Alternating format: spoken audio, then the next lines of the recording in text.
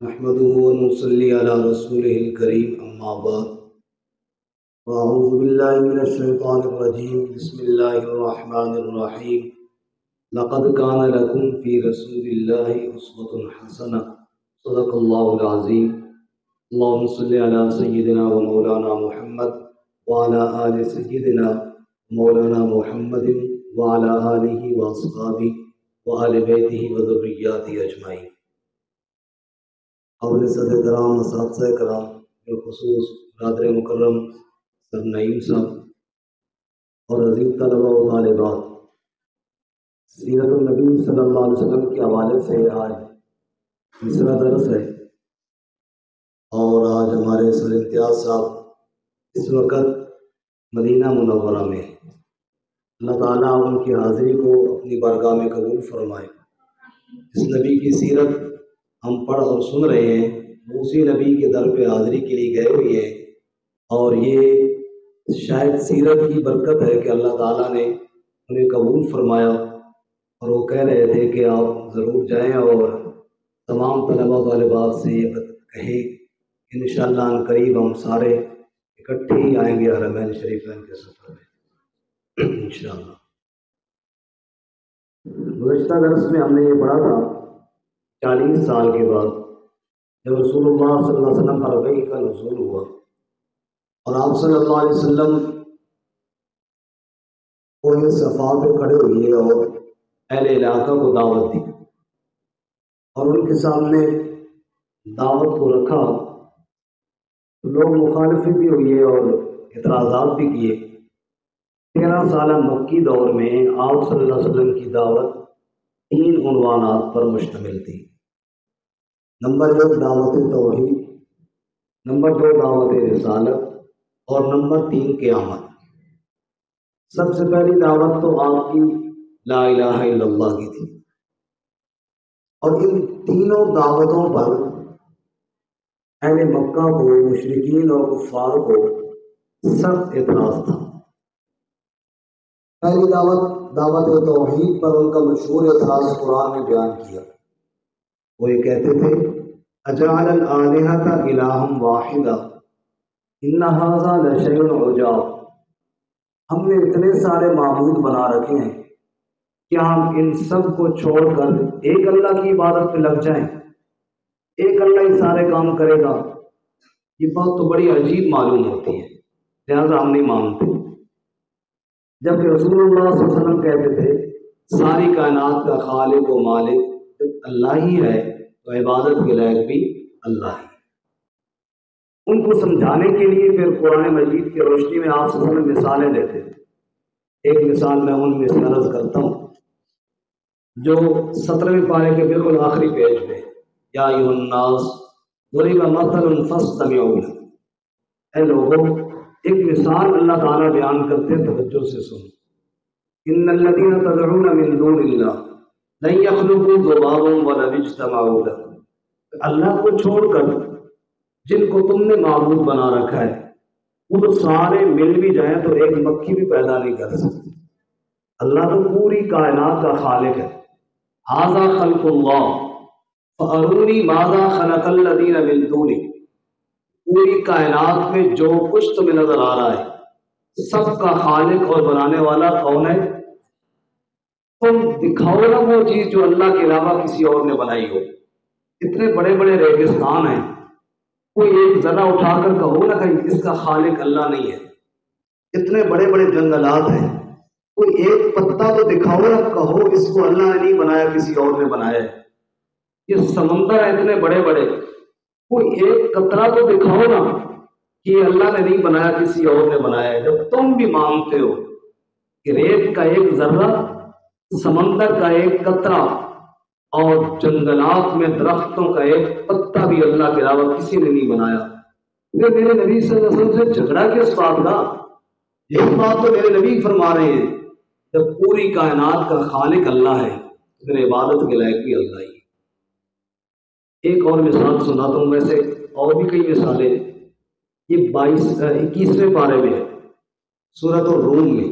ضرب لکم مثلا من انفسکم هل لكم مما ملكت أيمانكم من شركاء فیما رزقناکم فانتم فیہ سواء تخافونہم کخیفتکم انفسکم۔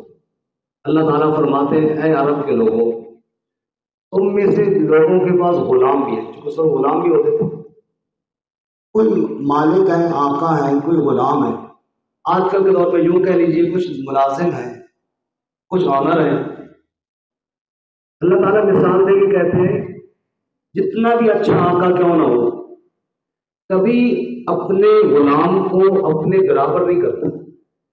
ایک مالک کی زمین ہے، مثال کے طور پہ 10 مربع، وہ کہتے ہیں جی 5 میرے غلام کے ہو جائے، 5 میرے ہو جائے، 2 کوٹھیاں ہیں، ایک اس کی ہو جائے، ایک میری ہو جائے، میرے پاس 10 گارڈ ہے، 5 اس کے ہو جائے، 5 میرے ہو جائے۔ ایسا کوئی نہیں کرتا، حالانکہ وہ بھی انسان ہے، تم بھی انسان ہو۔ جب تم انسانوں کو اپنے برابر نہیں کرتے تو اللہ یہ تمہارے لکڑی اور پتھر کے تراشے ہوں کو بھلا اپنے برابر کیسے کر لیتے؟ خالق اور مخلوق میں فرق نہیں سمجھتے ہو؟ آپ صلی اللہ علیہ وسلم یہ دعوت دیتے رہے لیکن وہ انکار کرتے رہے۔ دوسرا اعتراض ان کا رسول اللہ صلی اللہ علیہ وسلم کی رسالت پر تھا۔ کہتے مال حاضر رسول یأکل الطعام ویمشی فی الاسواق، یہ کیسے رسول ہیں جی، کھانا کھاتے ہیں، بازاروں میں جاتے ہیں، ہم بھی کھاتے ہیں، یہ بھی کھاتے ہیں، ہم بھی بازاروں میں جاتے ہیں، یہ بھی بازاروں میں جاتے ہیں۔ اللہ تعالیٰ نے جواب دیا ما ارسلنا من قبلک من رسول، آپ سے پہلے جتنے بھی رسول آئے الا انہم لیأکلون الطعام ویمشون فی الاسواق، سارے رسول کھانا کھاتے تھے۔ ابراہیم علیہ السلام کو سب مانتے ہیں، عرب کے مشرک بھی مانتے تھے، یہود و نصارہ بھی مانتے تھے، تو کیا وہ نہیں کھانا کھاتے تھے؟ عیسیٰ علیہ السلام نہیں کھانا کھاتے تھے، موسیٰ علیہ السلام نہیں کھانا کھاتے تھے، اللہ کے جتنے انبیاء ہیں سارے کھانا کھاتے تھے۔ ارے نادانو، یہ رسول اللہ صلی اللہ علیہ وسلم کھانا کھاتے ہیں تو تمہارے نبی ہے نا، تم بھی اس طرح کھاؤ تو تمہارے لیے عبادت بنے گا۔ آپ صلی اللہ علیہ وسلم یہ سارے کام کرتے ہیں اس لیے کہ تم بھی اسی طرح کرو۔ اگر رسول وہ ہوتا جو کھانا ہی نہ کھاتا، اسے پتہ ہی نہیں ہوتا بھوک کیا ہے، اسے پتہ نہیں ہوتا پیاس کیا ہے، تمہارے لیے نمونہ کہاں سے بنے گا؟ اللہ نے وہ نبی بھیجا ہے جو ضرورتیں تمہارے ساتھ ہیں وہ اس کے ساتھ بھی ہیں، اور ان ضرورتوں میں اس نبی نے کیا عمل کیا؟ جیسے بھی بچی کہہ رہی تھی نا کہ سیرت کا مقصد یہی ہے کہ جیسے رسول اللہ صلی اللہ علیہ وسلم نے زندگی گزاری ہے ہم اس طرح گزارنے والے بن جائیں۔ تو میں نے تو تمہارے اوپر انعام کیا، تمہیں وہ عظیم رسول دیا ہے کہ جیسے وہ کرتا ہے تم بھی ویسے ہی کرو تو میں اللہ تم سے راضی ہو جاؤں۔ لقد کان لکم فی رسول اللہ اسوۃ حسنہ، بہترین نمونہ پیارے نبی صلی اللہ علیہ وسلم کی زندگی ہے، لیکن وہ نہیں مانتے، اور صرف ضد کی وجہ سے اگر آپ کو نبی مان لیں تو پھر ہم تو آپ کے ماتحت ہو جائیں گے، وہ ہمارا روب دبدبہ جو چودراہٹ ہے وہ ختم ہو جائے گی۔ دنیاوی جاہ و جلال کی وجہ سے انکار کیا۔ اور تیسرا اعتراض قیامت کے موضوع پر تھا۔ آپ صلی اللہ علیہ وسلم دعوت دیتے جب قیامت کی تو اس پر بڑا تعجب کرتے اور کہتے اذا مزقتم كل ممزق انکم لفی خلق جدید، جب ہم مر جائیں گے اور مٹی میں مل جائیں گے پھر کیسے اٹھائے جائیں گے؟ بعض دفعہ وہ ایک بوسیدہ ہڈی لے آتے آپ صلی اللہ علیہ وسلم کے پاس اور آ کر اس کو یوں مسل دیتے اور کہتے یہ بھی دوبارہ زندہ ہوگی۔ سورہ یاسین کے آخر میں اس کا ذکر ہے، وَضَرَبَ لَنَا مَثَلًا وَنَسِيَ خَلْقَهُ قَالَ مَن يُحْيِي الْعِظَامَ وَهِيَ رَمِيمٌ۔ انسان کو کیا ہو گیا ہے کہ اللہ کے لیے مثالیں بیان کرتا ہے اور یہ بھول گیا کہ اس کو اللہ نے بنایا تھا۔ یہ ہڈی کو مسل کر کہتا ہے جب یہ ریزہ ریزہ ہو جائے گی کون اس کو زندہ کرے گا؟ قُلْ يُحْيِيهَا الَّذِي أَنشَأَهَا أَوَّلَ مَرَّةٍ، آپ کہہ دیں میرے محبوب وہی زندہ کرے گا جس نے پہلی مرتبہ پیدا کیا۔ پہلی مرتبہ اس کا نام و نشان نہیں تھا تو کس نے بنایا ہڈی کو؟ جس اللہ نے پہلے بنایا نا وہ دوبارہ بھی بنا سکتا ہے۔ بہرحال یہ دعوت ہے آپ صلی اللہ علیہ وسلم کی 13 سالہ مکی دور میں، توحید، رسالت اور قیامت۔ اس پر وہ لوگ نہیں قائل ہوئی اور پھر مخالفتیں شروع ہوئی۔ مخالفت کے مختلف طریقے تھے۔ پہلا طریقہ رسول اللہ صلی اللہ علیہ وسلم کا مذاق اڑانا، نعوذ باللہ کبھی شاعر کہنا، کبھی مجنون کہنا اور کبھی کاہن کہنا، حتیٰ کہ کئی دفعہ یہ جو مجنون لوگ ہوتے ہیں ان کو دم شم لوگ کرتے تھے، دم والوں کو بلا کے لے آتے اور کہتے جی دم کرو، یہ ہمارا بھتیجا ہے، نعوذ باللہ بہک گیا، نعوذ باللہ۔ آپ صلی اللہ علیہ وسلم دم کرتے۔ ایک شخص ہے زماد ازدی، وہ اس دم کرنے میں بڑے ماہر تھے، ان کو ایک دفعہ بلا کر کے لے آئے۔ آپ صلی اللہ علیہ وسلم نے فرمایا کرو جی جو کچھ کرنا ہے۔ وہ جب فارغ ہوئے آپ نے فرمایا میری بات سنو، اگر تمہیں پسند آئے تو مان لینا، نہ پسند آئے تو انکار کر دینا۔ آپ نے فرمایا حامیم تنزیل من الرحمن الرحیم کتاب فصلت آیاتہ قرآنا عربیا لقوم یعلمون، جسے تم مجنون کی باتیں کہتے ہو یہ تو میرے رب کا کلام ہے۔ لوگوں نے اللہ کے کلام سے منہ موڑا، اس لیے انہیں یہ عجیب باتیں لگتی ہیں، یہ انسان کا کلام نہیں ہے۔ اس نے کہا دوبارہ سناؤ، آپ نے دوبارہ سنایا، اس نے کہا پھر سناؤ، میرے نبی نے تیسری مرتبہ سنایا۔ وہ جو دم کرنے آیا تھا وہ میرے نبی کا کلمہ پڑھ کے مسلمان ہو گیا۔ بارہ کے مقابلہ چلتا رہا، جب دیکھا اس سے بات نہیں بن رہی، جو ایمان لانے والے ہوتے تھے ان کو اذیتیں دینا شروع، ظلم کے ذریعے انہیں روکنا شروع کیا۔ حضرت بلال رضی اللہ عنہ کا نام بچہ بچہ جانتا ہے، رسیوں کے ساتھ باندھ دیا جاتا۔ حضرت یاسر رضی اللہ تعالیٰ عنہ، ان کی بیوی حضرت سمیہ رضی اللہ تعالیٰ عنہ، ان کا بیٹے حضرت عمار بن یاسر، ان سب کو رسیوں کے ساتھ باندھ دیا جاتا۔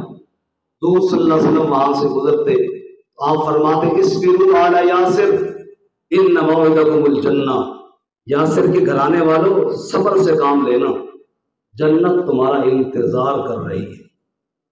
بہرحال یہ ظلم کرتے رہے، آخر اس میں بھی کامیاب نہ ہوئے، ظلم کر کر کے تھک جاتے لیکن ایمان والے ایمان سے پیچھے نہ ہٹتے۔ پھر انہوں نے ایک اور حربہ استعمال کیا، رسول اللہ صلی اللہ علیہ وسلم کے چچا ابو طالب کے پاس آئے اور آ کر 3 پیشکشیں کی۔ آپ صلی اللہ علیہ وسلم کو بھی بلایا، کہا آپ چاہتے کیا ہیں؟ اگر آپ مال و دولت چاہتے ہیں ہم آپ کے قدموں میں سونے چاندی کے ڈھیر لگاتے ہیں، اگر آپ سرداری چاہتے ہیں ہم سب آپ کو متفق کا اپنا سردار ماننے کے لیے تیار ہیں، اگر آپ شادی چاہتے ہیں تو عرب کی جس لڑکی سے آپ کہیں گے ہم آپ کی شادی کروا دیں گے۔ یہ 3 بڑی آفر انہوں نے دی اور ساتھ چوتھے نمبر پہ دھمکی دی، اگر ہماری ان 3 آفروں کو بھی آپ نہیں مانتے اور ٹھکراتے ہیں پھر ہم آپ کو جان سے مار دیں گے۔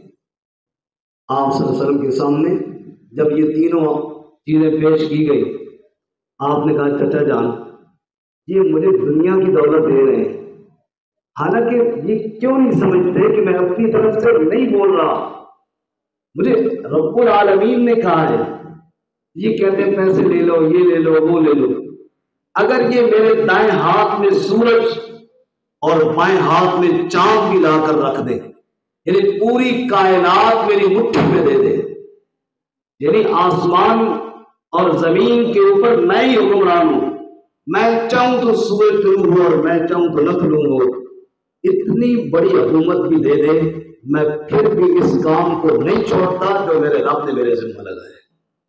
ان کو واضح طور پہ میرا جواب ہے۔ رہی بات دھمکی کی کہ مجھے قتل کر دیں گے، زندگی اور موت ان کے ہاتھ میں نہیں، وہ میرے رب کے ہاتھ میں۔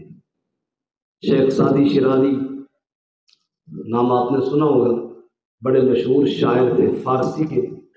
شیخ سعدی نے جب یہ منظر دیکھا تو کہنے لگے موحد کے در پائے ریزی زرش، مگر شمشیر ہندی نہیں پر سرش، امید و حراسش نباشت سے کس، بری نست بنیاد توحید بس۔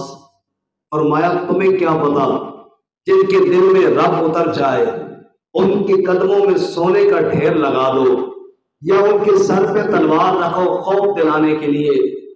امید و حراست نباشت سے کس، جس کے دل میں رب اتر آئے اس کے دل میں سونے کی لالچ بھی نہیں جائے گی اور تلوار کا خوف بھی نہیں جائے گا۔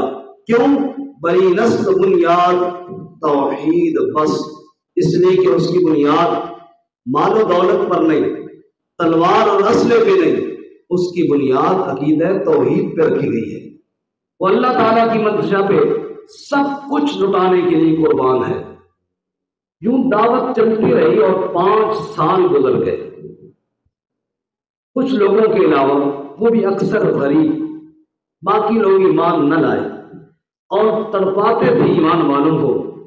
ہجرت کے 5ویں سال کچھ لوگوں نے حبشہ کی طرف ہجرت کی، جن میں 12 مرد اور 4 عورتیں تھیں۔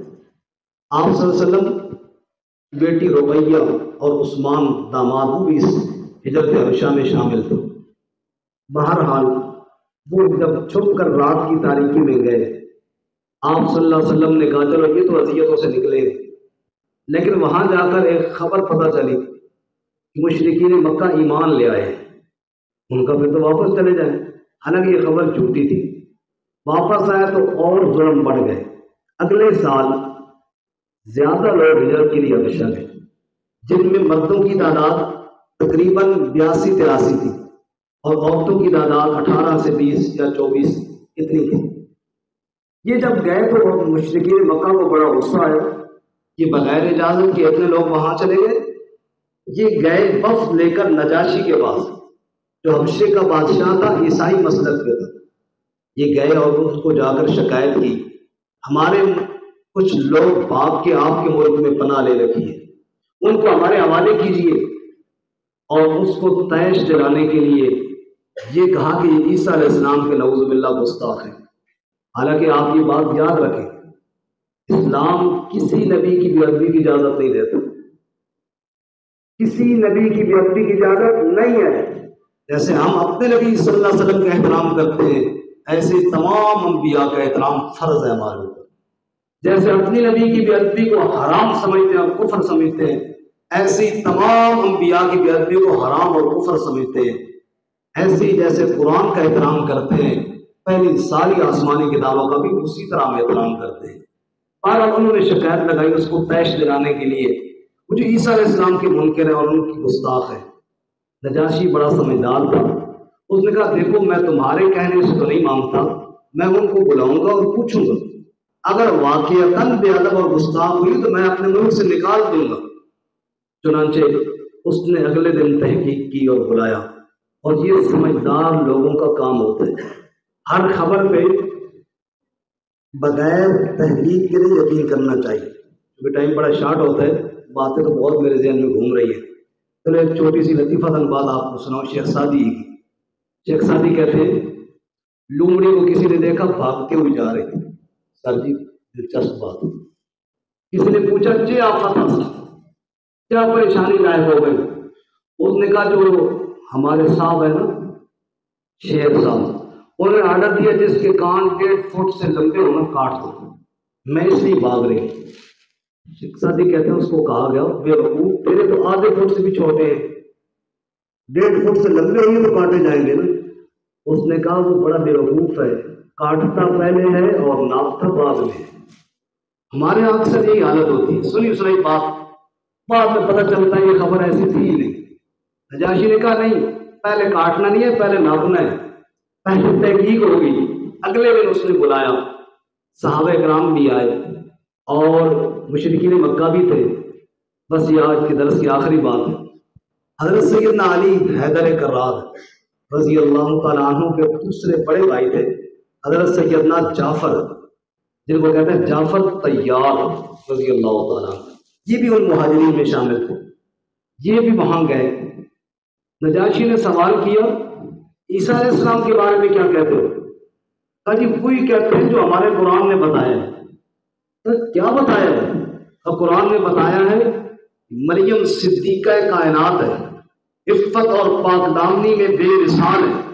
وقت نہیں ہے، سورہ مریم میں پورا رکوع میں سنا ہے، وذکر فی الکتاب مریم، آپ گھروں میں جا کے دیکھ لینا، 16ویں پارہ ہے، سورہ مریم کا دوسرا رکوع ہے۔ جب بیوی مریم تنہائی میں گئی، جبرائیل علیہ السلام آئے، انہوں نے کہا تو اللہ کا بندہ کیوں میرے پاس آیا ہے؟ جبرائیل نے کہا میں فرشتہ ہوں، تجھے بیٹا دینے کے لیے اللہ کے امر سے آیا ہوں. میرا بیٹا کیسے ہوگا؟ میری تو شادی نہیں ہوئی. قال کذالک قال ربک، رب نے فیصلہ کر لیا ہے.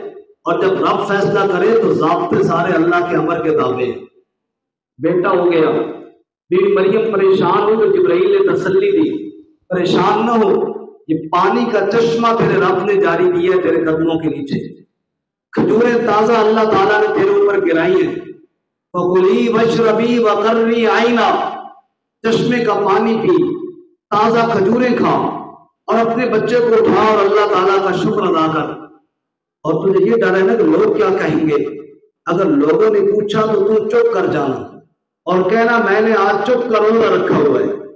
پھر رب آپ ہی تیری صفائی کا انتظام کر لے گا.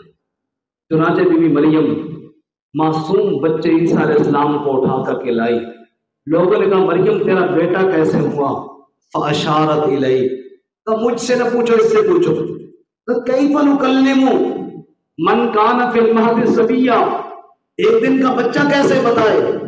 ابھی وہ باتیں کر ہی رہے تھے کہ گود سے ایک دن کے عیسیٰ بولے اور فرمایا قال انی عبد اللہ آتانی الکتاب وجعلنی نبیا، میں اللہ کا بندہ ہوں، اور بندہ بھی عام نہیں، مجھے اللہ کتاب بھی دیں گے، مجھے اللہ نبی بھی بنائیں گے. سارے حیران ہو گئے. فرمایا عیسیٰ تو اتنی شان والے، ہم تو اتنا مقام مانگتے عیسیٰ علیہ السلام کا. عیسیٰ علیہ السلام کی آگے پوری لمبی تقریر ہے سورہ مریم میں. انہوں نے کہا مجھے اللہ تعالیٰ نے ماں کا فرما بردار بنایا ہے. والسلام علیک یوم ولدت و یوم اموت و یوم ابعث حیا، میرے رب کے میرے اوپر سلام آئے، جب میں مروں گا تب بھی آئیں گے، جب اٹھوں گا تب بھی آئیں گے. ذالک عیسی ابن مریم، یہ ہے عیسیٰ ابن مریم. جب یہ بات سنائی تو نجاشی اور دیگر جو اس کے پادری ساتھ بیٹھے تھے سب کی آنکھوں میں آنسو آئے، اور انہوں نے مشرکین مکہ سے کہا جھوٹ بولتے ہو، یہ تو عیسیٰ علیہ السلام کی تعریف کرتے ہو، تم کہتے ہو عیسیٰ علیہ السلام کے بے ادب ہے. اور نبی کے غلاموں سے کہا جب تک چاہو میرے ملک کے اندر امن سے رہو، تمہیں یہاں سے کوئی نہیں نکالنے والا. چنانچہ صحابہ کرام بڑی خوشی سے وہاں رہنے لگے، اور وہ جو شکایت لے کر گئے تھے بڑے ناکام ہو کر واپس آئے. واپس آنے کے بعد اب ان کا غصہ پہلے سے زیادہ ہوا، اور انہوں نے کہا یار کہ تو باہر مکہ سے باہر بھی ان کی عزت بن گئی ہے، ہم تو ان کو یہاں عزت سے نہیں رہنے دے رہے تھے. بہرحال اب انہوں نے سوچنا شروع کیا کہ ان کو ساتھ کوئی ایسا معاملہ کیا جائے تاکہ باہر ان کی عزت نہ رہے اور ان کے اوپر زندگی تنگ کر دی جائے. اور کئی انہوں نے حربے سوچے، ان کا ذکر ہم انشاءاللہ اگلے درس میں پڑھیں گے. اللہ تعالی ہمیں پیارے نبی صلی اللہ علیہ وسلم کی سیرت طیبہ اپنانے کی توفیق عطا فرمائے.